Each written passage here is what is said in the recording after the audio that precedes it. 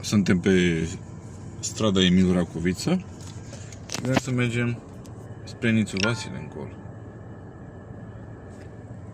Câte benzi avem în intersecție acolo? Avem 4 benzi.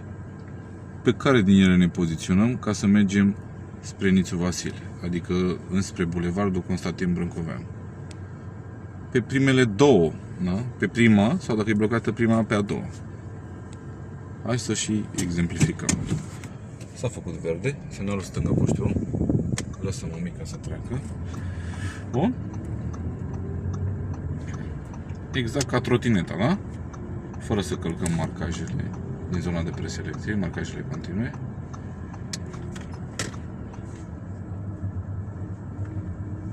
Așa, și observăm și marcajul. Înainte, amândouă merg înainte, da? Cele din stânga, benzile din stânga, a 3-a și a 4-a mergeau în stânga. Așteptăm semaforul frumos.